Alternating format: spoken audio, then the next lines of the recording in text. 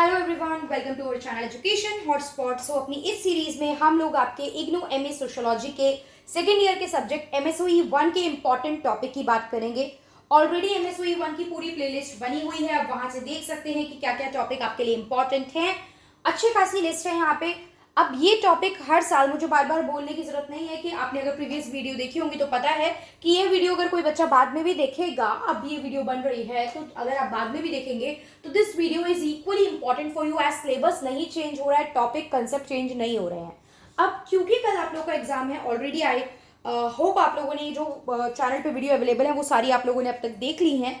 अब यहाँ पे क्योंकि टाइम कम है तो मैं रिटर्न फॉर्मेट में नोट्स बना के वीडियो नहीं दे रही हूँ, बिकॉज रिटर्न फॉर्मेट में लिखूंगी, वीडियो बनाऊंगी, पोस्ट करूंगी, एक या दो क्वेश्चन ही कवर कर पाऊंगी। तो यहाँ पे मैं सीधा, ये मेरे पास अभी I have Neeraj publication book, content है इसमें भी, ऐसा नहीं है इसमें चीजें खराब है। देखो वैसे तो मैं प्रेफर करूंगी इग्नू की बुक से करो, और क्या रहता है कि जब मैं नोट्स प्रिपेयर करती हूँ तो मैं इग्नू की बुक्स, नीरज पब्लिकेशन से कंटेंट, इसमें ऑल दो इग्नू की बुक की ही चीजें हैं, इसमें बहुत ज्यादा अलग से ऐसा सब कुछ नहीं है।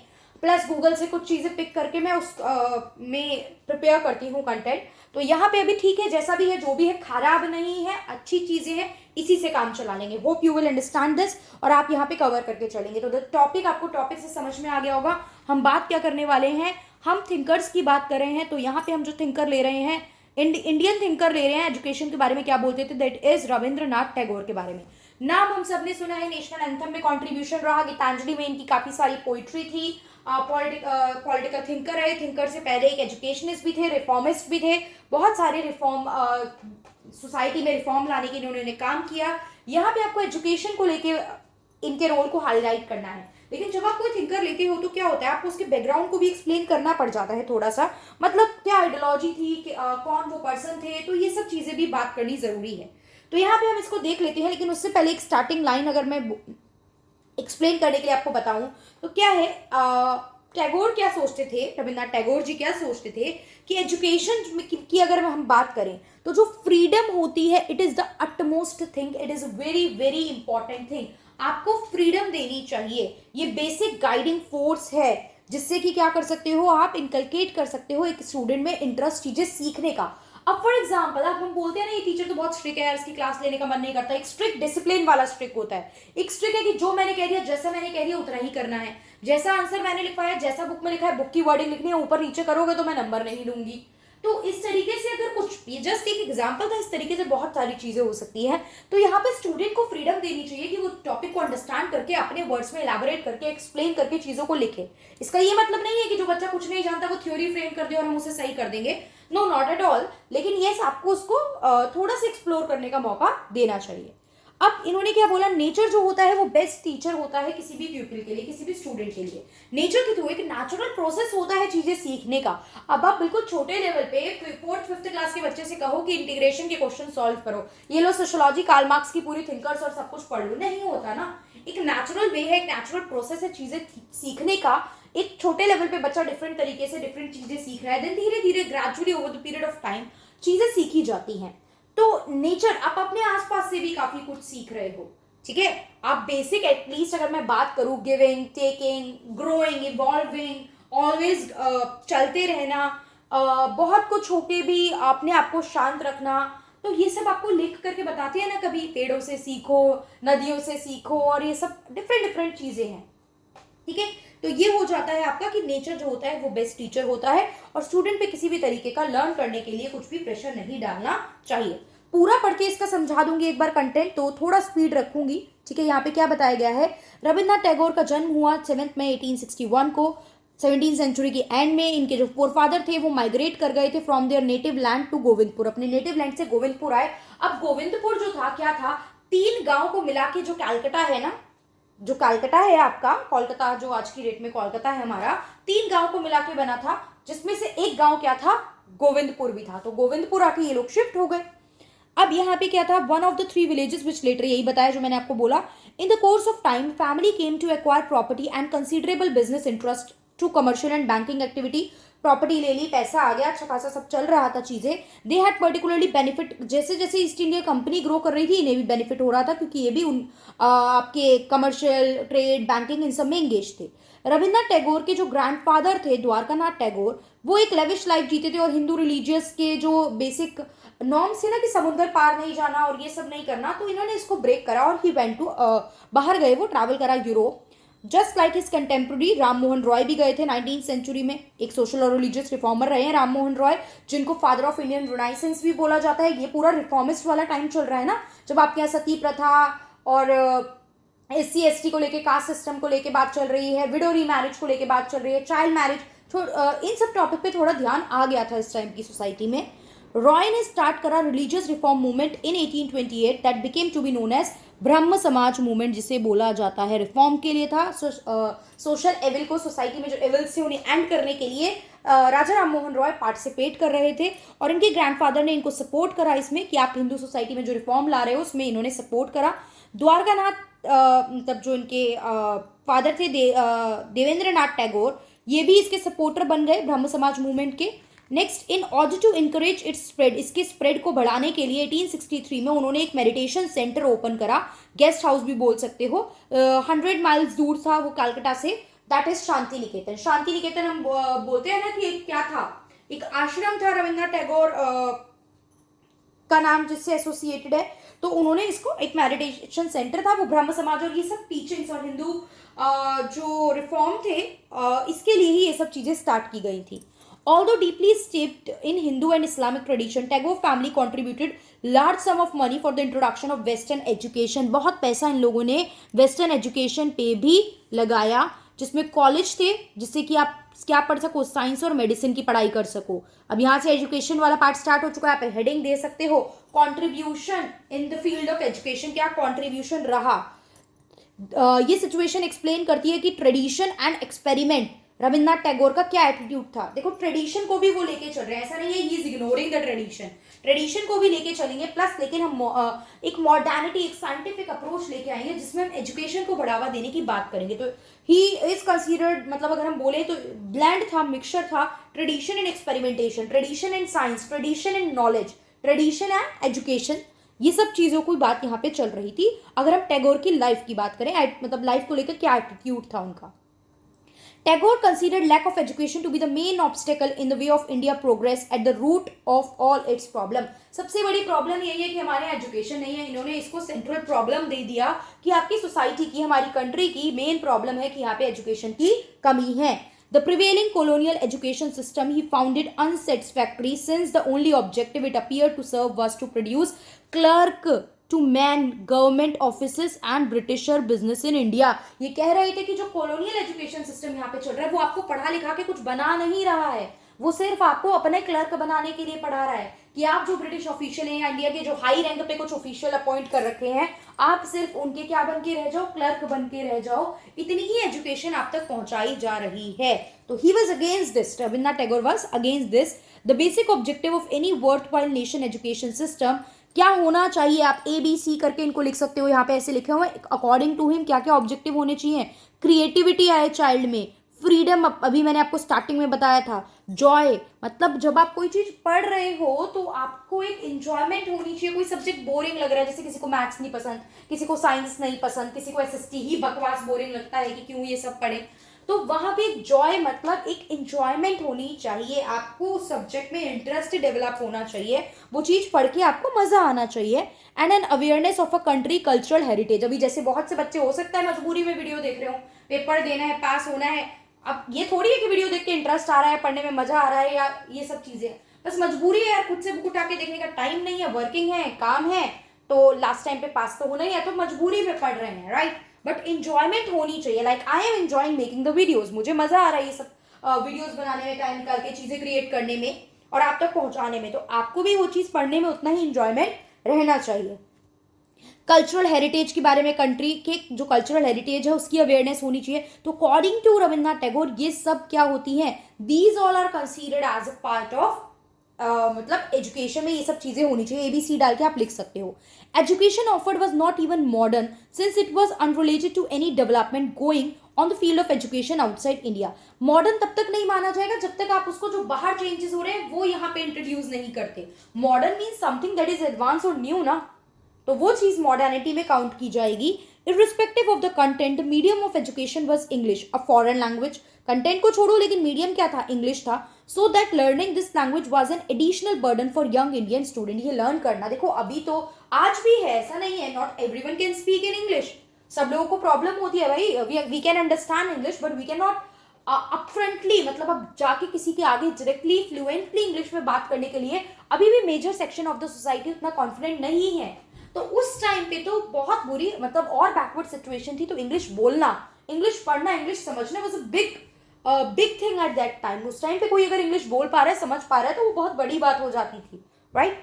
तो ये चीज यहाँ पे बताई गई। Particularly the education process fail to develop scientific attitude, नहीं आ पा रहा था। साइंटिफिक मतलब बार बार ध्यान रखना, साइंस नहीं होता है, साइंटिफिक मतलब होता है rational thinking, when you are questioning the things, ऐसा है तो ऐसा क्यों, ये है तो इससे क्या, साइंटिफिक थिंकिंग, साइंटिफिक अप्रोच ये चीज बोलती है कि एक रेशनल थिंकिंग आ जाए आप में, एंड स्पिरिट ऑफ इंक्वायरी, वही आ गया ना, इंक्वायरी करना चीजों को लेके। On the other hand it divided the Indian people into two classes. अब again A B part, those who receive this education and those who did not. Arrow डाल के इस तरीके से ना इसको बना सकते हो, दो पार्ट थे, जिनके पास एक्सेस था एजुकेशन का, who have access to education and who don't have। इस तरीके से प्रेजेंटेशन बता रही हूँ क्योंकि लिख नहीं रही हूँ तो बता के चल रही हूँ आप किस तरीके से लिख सकते हो। देन क्या रहे, क्या इसमें आगे हमारे पास है, the second group comprise nearly everyone living in the country side, जो कंट्री के आसपास रह रहे हैं, जिनको एजुकेशन नहीं मिल रही, जो आउटर एरिया में रह रहे हैं, मेन सेंट्रल एरिया में नहीं रह रहे हैं, ये कंप्लीटली कट ऑफ थे, एजुकेटेड नहीं थे, इंग्लिश स्पीकिंग क्लास तो छोड़ ही दो, वो तो बहुत बाद की बात है। प्री कॉलोनियल सिस्टम में एक कॉमन लैंग्वेज को प्रमोट करना was an obstruct flow of culture even if formal education was not available to all. However, there was no place even in the informal activities for modern subjects. Formally तो देखो चीज थी, लेकिन informally भी अगर आप सिखाना चाहो तो इनफॉर्मली भी क्या बोल रहे हैं वो, मॉडर्न सब्जेक्ट की बहुत ज्यादा जगह नहीं देखने को मिल रही थी हमारे पास। फॉर्मल इनफॉर्मल तो आपको पता होगा ना, फॉर्मल मतलब आप किसी स्कूल, देखो उस टाइम पे तो मदरसे भी चलते थे, स्कूल थे, जो रिलीजियस प्लेसेस होते थे, कई बार वहीं पे चीजें पढ़ाई जाती थी। उसके बाद धीरे धीरे स्कूल इंस्टीट्यूशन स्टैब्लिश हुए जिनके नंबर कम थे, और धीरे धीरे over the period of time ये नंबर बड़े हैं। तो जब आप किसी इंस्टीट्यूशन से जुड़े हो, जा रहे हो, रेगुलर क्लासेस ले रहे हो, फॉर्मल इनफॉर्मल पे वीडियो बनाई है ना, वो फॉर्मल हो जाता है। एंड व्हेन नॉर्मली आप इनफॉर्मली लाइफ की चीजें और एक्सपीरियंस इन सब चीजों से कुछ सीख रहे हो, that it is considered as informal education. Further क्या बोला गया है, each nation was different and this fact should be reflected he thought in this system of education. मतलब हर नेशन अलग है, ऐसा नहीं है जैसा बाहर सिस्टम चल रहा है वैसा मेरे यहाँ हो सकता है। अभी हम कहते हैं ना हम थोड़ा पीछे चल रहे हैं बाहर की वेस्टर्न कंट्री से, बिकॉज मॉडर्नाइजेशन, इंडस्ट्रियलाइजेशन, ये सब लेट स्टार्ट हुआ, डेवलपमेंट लेट स्टार्ट हुआ, बिकॉज हम आज़ाद लेट हुए हैं। तो अभी हमें थोड़ा सा एडवांस लेवल पे पहुंचने में और टाइम लगेगा। तो इसी तरीके से हमसे भी बहुत ऐसे नेशन है जो पीछे चल रहे हैं। तो हर मैटर में, ये तो मैं एक एग्जांपल डेवलप्ड और अनडेवलप्ड के बेसिस पे बात कर रही हूँ, लेकिन इसी तरीके से हर नेशन का अपने अलग आइडियोलॉजी, अलग लोग हैं। इंडिया जैसी डाइवर्सिफाइड कंट्री भी तो कोई नहीं है ना, इंडिया में तो अलग अलग religion, culture, language, creed, caste के लोग रह रहे हैं। तो ये चीज़ है। द आश्रम स्कूल एट शांति निकेतन, आश्रम स्कूल जो वहाँ पे खोला गया, ये खोला गया 1901 में, on the basis of ancient Indian forest school. In Tapovan forest school of India जो था, Tagore asserted that the forest school was typical of the Indian system of education with its emphasis on three basic element of Indian culture। ये जो तपोवन थे, ये किन तीन basic चीज़ों पे ध्यान देते थे? अद्वैतता मतलब non duality in the field of knowledge, friendship for all, मतलब अब यहाँ पे देखो ये क्या चीज़ यहाँ पे बात की गई है, ठीक है, फ्रेंडशिप फॉर ऑल, इनको अलग से प्रॉपर एक्सप्लेन कर देना, friendship for all in the field of offering and fulfilment of one duty without concern of the outcome. Karma, इसका सीधा सा एक शॉर्ट मतलब क्या है, कर्म किए जाओ, फल की चिंता मत करो, आपका जो काम है आप उसे करो, ये नहीं रिजल्ट क्या आएगा, नंबर मिलेंगे नहीं मिलेंगे। यार पढ़ो, पहले पेपर में लिख के आओ चीजें, देन थिंक अबाउट दैट ना। पहले ही सोचने लगो चीजें तो that was not the thing. मैं भी पहले सोचने लगती अगर मैं इस आइडियोलॉजी से काम करती कि भाई चैनल पे इतने सब्सक्राइबर हो, पैसा ही आना स्टार्ट हो जाए, तो क्या ये चैनल सक्सेसफुल हो पाता?